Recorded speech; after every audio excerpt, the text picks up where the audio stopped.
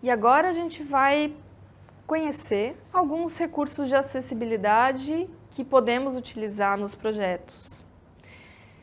Os recursos de acessibilidade, eles são ferramentas de equidade para que as pessoas com deficiência possam acessar conteúdos audiovisuais, exposições, experiências literárias, espetáculos, com as mesmas condições que as pessoas sem deficiência. Vamos falar um pouquinho de audiodescrição. Audiodescrição é um recurso que permite transformar em palavras aquilo que é imagético. Então, imagens estáticas, audiovisuais, podem ser transformadas em palavra, em texto, a partir da audiodescrição. O que é importante pensar na audiodescrição?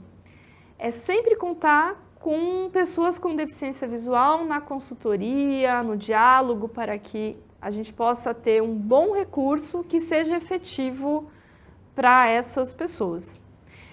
E a audiodescrição ela pode ser aplicada em muitos formatos, em muitos produtos culturais.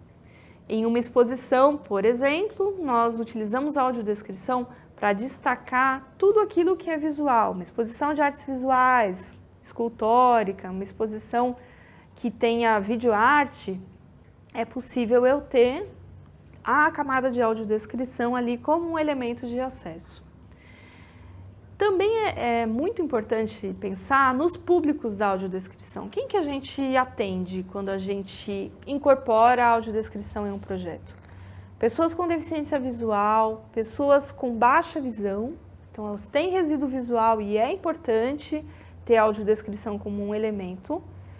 Pessoas com deficiência intelectual, com algum tipo de transtorno do espectro autista, também são beneficiadas, porque eu tenho um reforço de comunicação, de informação a partir da audiodescrição. Os profissionais de audiodescrição, eles desenvolvem pesquisas específicas em cada campo, então é possível você encontrar profissionais que atuam no campo das artes visuais, que atuam com foco no campo das artes cênicas, em que você tem que ter um saber técnico importante, quando entra a audiodescrição durante um espetáculo, quando que eu deixo um espaço para fala, para diálogos. A audiodescrição também é um elemento que dá uma condição de conhecer essa visualidade. Por exemplo, eu estou para entrar num espetáculo cênico. É importante para a pessoa com deficiência conhecer o que é aquele cenário, como que ele se caracteriza, quais são os elementos de cena, quais são os figurinos dos personagens, qual é a escolha estética que está ali colocada naquele espetáculo.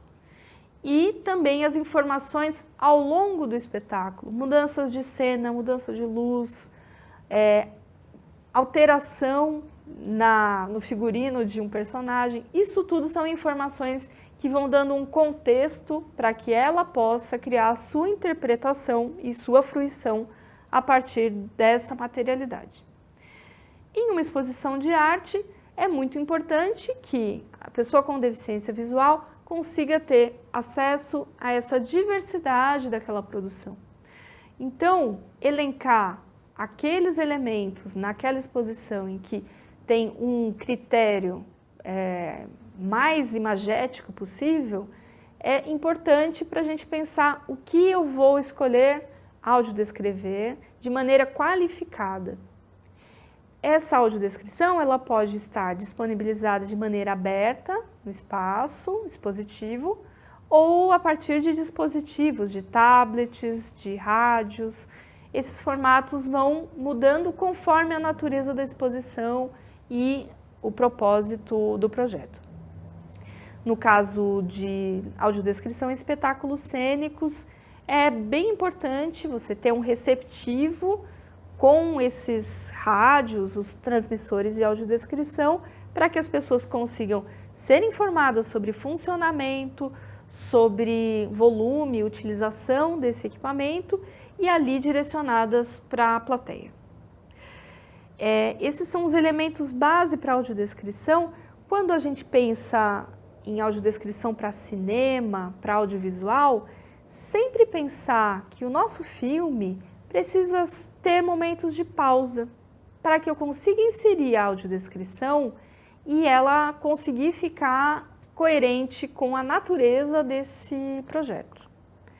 Caso contrário, a audiodescrição pode ficar atropelada e a gente vai ter uma dificuldade de compreensão para a pessoa com deficiência visual.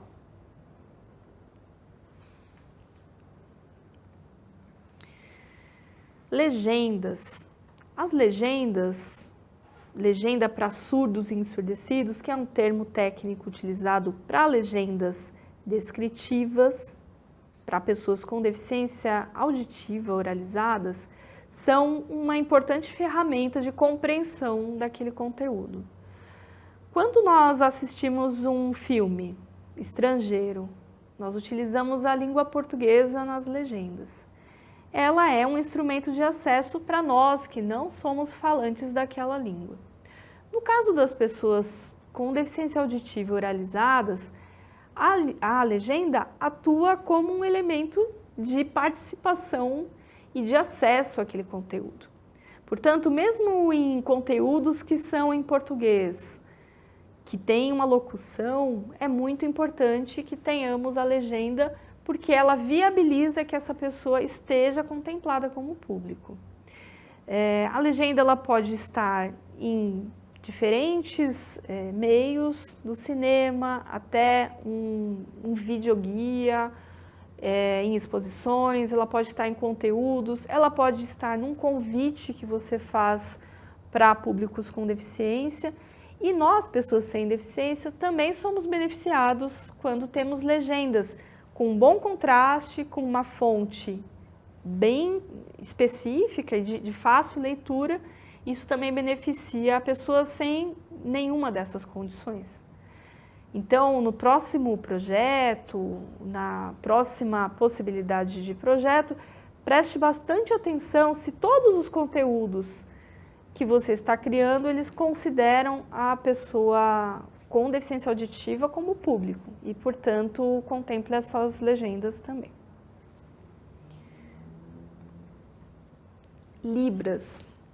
A língua brasileira de sinais constitui uma língua usada entre pessoas surdas sinalizantes para a sua comunicação cotidiana em todos os âmbitos da vida e também é importante ferramenta de diálogo de nós, pessoas sem deficiência, com este grupo de pessoas.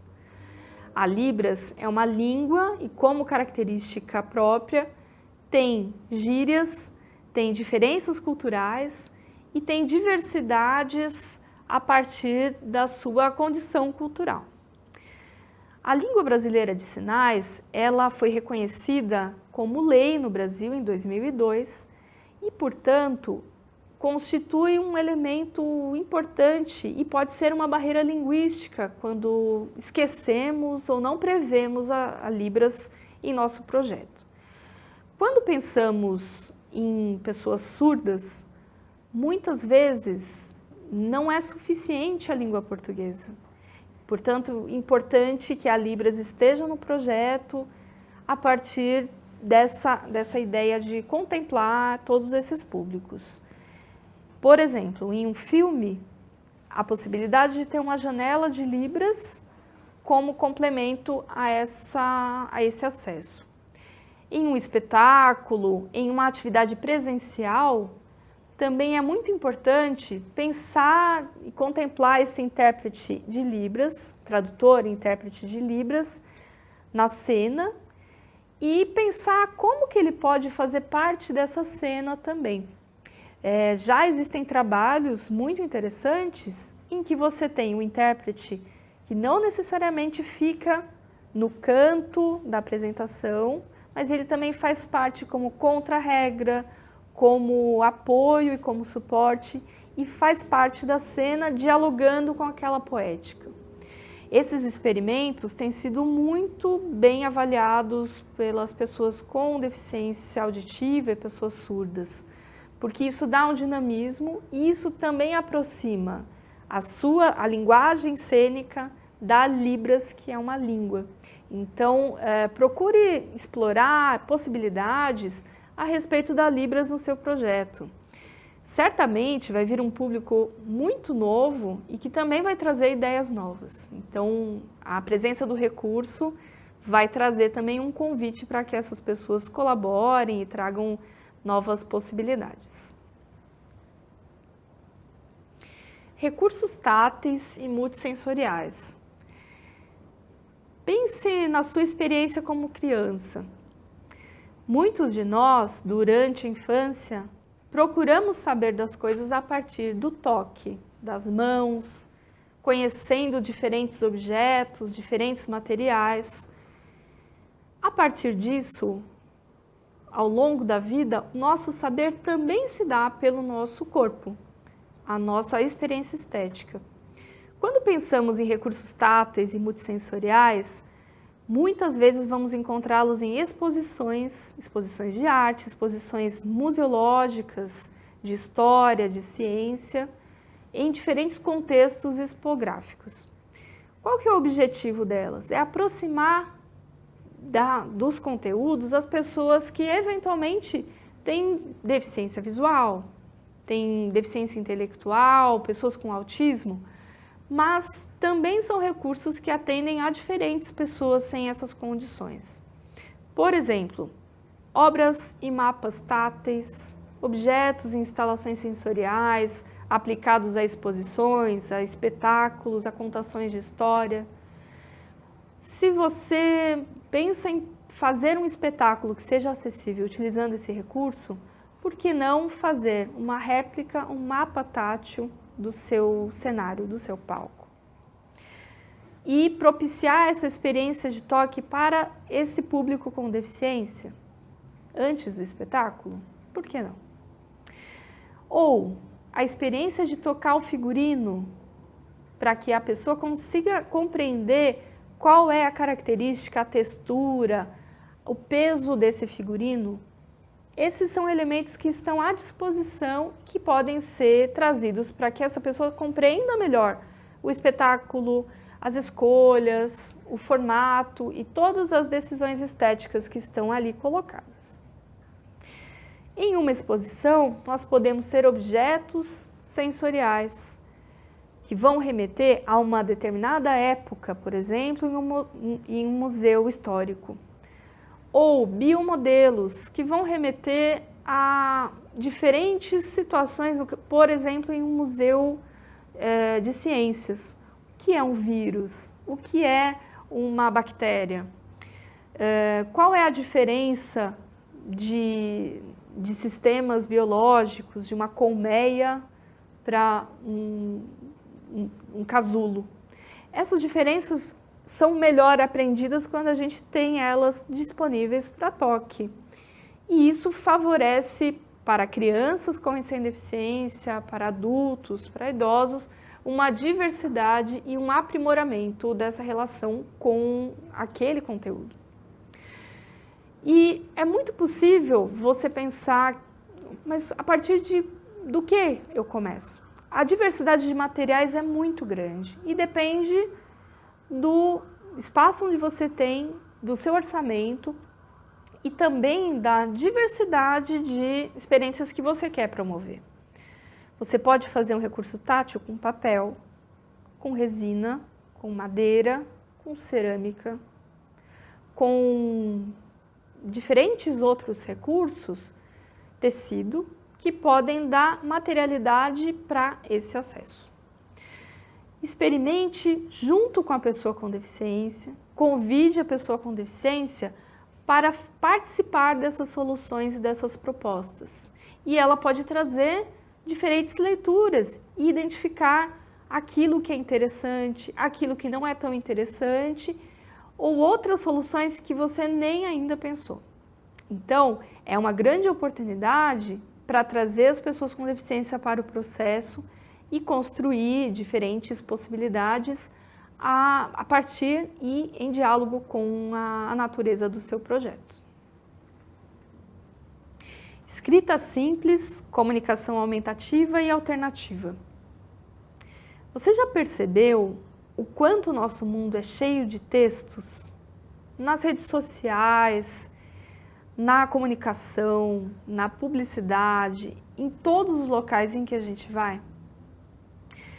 Para as pessoas com analfabetismo funcional, com algum tipo de deficiência intelectual, pessoas com autismo, entre outras, é muito importante que a gente pense em uma adequação de escrita e em textos que sejam objetivos, sintéticos, mas que considerem a informação e que entreguem essa informação para as pessoas. Ao pensar em textos diversos relacionados a seu projeto, principalmente aqueles que vão ao público, textos de parede, textos de exposição, textos de mediação, preste atenção na linguagem utilizada e no alcance dessa linguagem. Elas podem ser barreiras para muitas pessoas que podem considerar que aquela linguagem não as atende. Outro ponto importante é a comunicação aumentativa e alternativa. Ela é uma tecnologia que apoia a comunicação de pessoas não verbais por meio de imagens, pictogramas que vão indicar ações, objetos, sentimentos. Por exemplo, uma pessoa com paralisia cerebral ou com autismo que não se comunique vai provavelmente precisar de um reforço de comunicação por meio de placas, de aplicativos hoje encontrados no mercado, em que ela pode indicar o que ela precisa, de que modo, como ela se sente, e isso dá uma possibilidade de comunicação. Esses aplicativos ou essas ferramentas também podem ser utilizados de forma de via de mão dupla. Então, ela comunica e a pessoa que não tem deficiência consegue também se comunicar com ela. Portanto, comunicação aumentativa, para que isso seja favorecedor para a pessoa com deficiência, e alternativa porque eu encontro outro meio de comunicar com ela que não seja por comunicação escrita, por áudio, é outra maneira e eu utilizo o apoio visual para conseguir fazer esse caminho. Esse tipo de recurso ele vai ser muito utilizado quando a gente está em diálogo direto ali com pessoas com autismo, por exemplo, com um grau de suporte maior, ou com pessoas que não verbalizam e que precisam da comunicação como um suporte social para a sua presença no espaço. Então, esse tipo de formato apoia para que essa pessoa consiga exercer sua cidadania e estar mais com as pessoas sem deficiência e circular mais em sociedade. Braille, texto em alto contraste e em fonte ampliada. Nossa sociedade, ela se apoia na ideia de que todos enxergamos.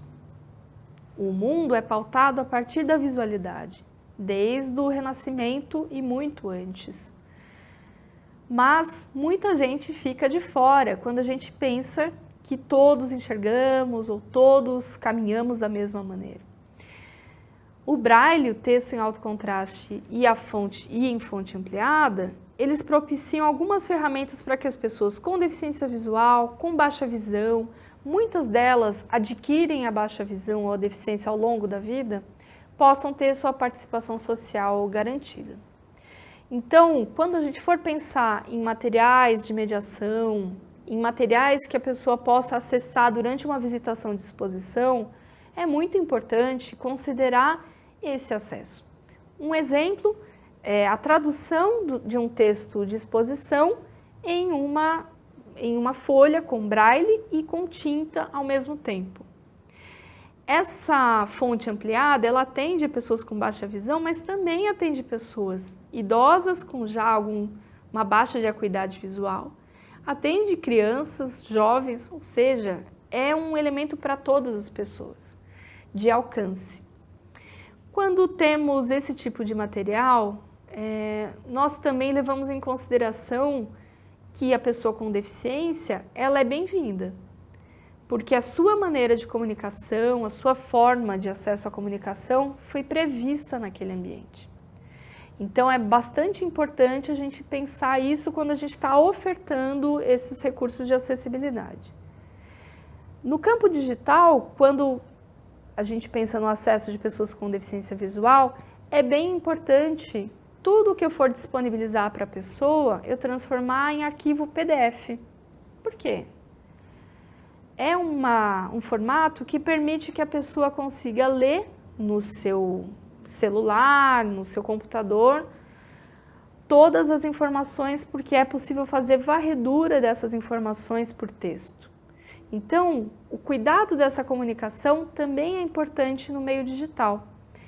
Eu posso, o mesmo texto que eu tenho em uma exposição ou um material de mediação para um espetáculo, transformar em PDF e encaminhar também para essas pessoas com deficiência. Então, hoje a gente tem muitas ferramentas que vão apoiar essa acessibilidade e tornar esse alcance de comunicação e de conteúdo muito melhor e muito mais tranquilo do que em outros momentos também. Outros recursos importantes e que também são ótimos para que a gente consiga ter em mente, já que a diversidade de público veio para ficar e a acessibilidade é um caminho sem volta. Aro magnético. O aro magnético reduz o som, o ruído do ambiente. Quem utiliza o aro magnético? As pessoas com deficiência auditiva que utilizam o aparelho auditivo e são impactadas porque quando o aro magnético está instalado em uma sala, em um teatro, um auditório, ela consegue sincronizar o aparelho e ampliar o som, por exemplo, de um espetáculo, de uma apresentação musical. A partir disso, ela consegue ter um conforto maior e uma possibilidade de fato, aquilo ser significativo para ela.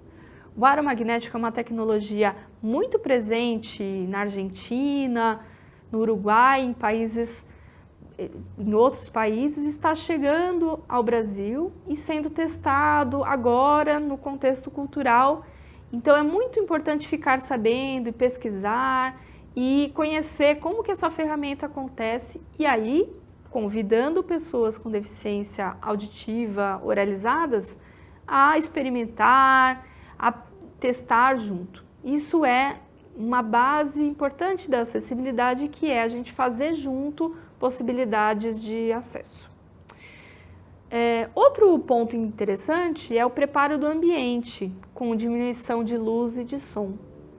Quando a gente tem um filme no cinema, em que a tela aparece e a gente tem um blackout, tem toda uma situação de escurecimento da plateia.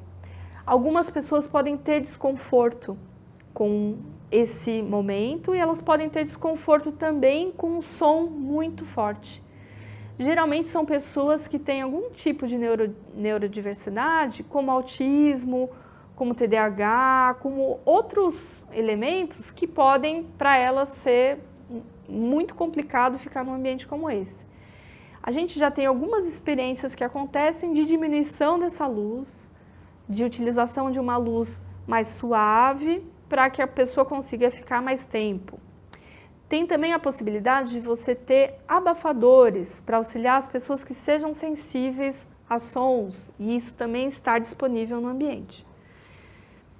Outro ponto interessante são também recursos que estão na utilização individual dessas pessoas. Por exemplo, as pessoas com cão-guia e com cão de serviço. O cão-guia tem a sua entrada e permanência garantida nos espaços públicos e privados. Ele é fundamental para que as pessoas com deficiência visual consigam se deslocar com segurança, com autonomia e parte da sua mobilidade. Os cães de serviço são muito importantes para as pessoas que têm autismo, deficiência auditiva, epilepsia e outras condições invisíveis, porque apoiam a mobilidade e segurança dessa pessoa em situações das mais diversas. Então é muito importante a gente se atentar para essa presença. Eu não barrar uma pessoa ou eu não prejudicar a entrada dessa pessoa porque ela tem um cão-guia, um cão de serviço, porque ele é fundamental para essa pessoa, assim como a cadeira de rodas é fundamental para uma pessoa que seja cadeirante. Então, também são pontos para que a gente fique atento quando a gente está em diálogo com este público. Acessibilidade cultural nas múltiplas linguagens. Agora que nós conhecemos um pouco esses recursos, como eles podem ser aplicados, nós vamos pensar na diversidade de linguagens artísticas, culturais e como elas podem usufruir, utilizar esses recursos na sua construção acessível. Artes cênicas, dança, teatro e circo. As artes cênicas são fundamentais quando a gente pensa em recursos de acessibilidade. É muito importante que, desde o início do projeto, você converse, coloque em convergência as pessoas com deficiência que são consultoras do projeto, diretores, elenco, produção, intérpretes de Libras e audiodescritores, profissionais que estão ali em diálogo para que esse espetáculo aconteça.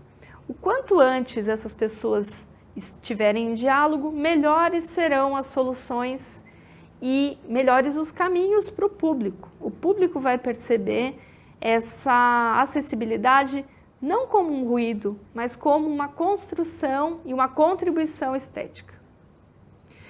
Em dança, todos os corpos são bem-vindos, no teatro, no circo. Cada vez mais, as pessoas com deficiência vão trazer uma necessidade de deslocamento diferente, de tempo, de sensorialidade, e é muito importante nós estarmos abertos para que essas contribuições consigam chegar e consigam aprimorar os nossos projetos. Música, literatura, onde tem palavra, tem possibilidade, mas também pode ter uma barreira. Então, muita atenção quando a gente pensar em um sarau, em um curso, uma apresentação musical. Sempre pensar que o público ele não é um público normativo. Ele pode ter uma deficiência auditiva, visual, e identificar e buscar testar essa possibilidade. Olha, gostaria de pensar em um intérprete de Libras. Esse intérprete precisa ter uma formação no campo poético, assim como para artes cênicas. Ou seja, esse intérprete, ele sabe do que se trata, ele teve acesso a qual é o teor dessa música, qual é o vocabulário. Ele precisa de tempo para construir isso, nas artes cênicas, na música. Então, todos os elementos que puderem ser informados para essa pessoa, melhor. É também importante que esse intérprete tenha uma manifestação, uma expressão condizente com aquela linguagem.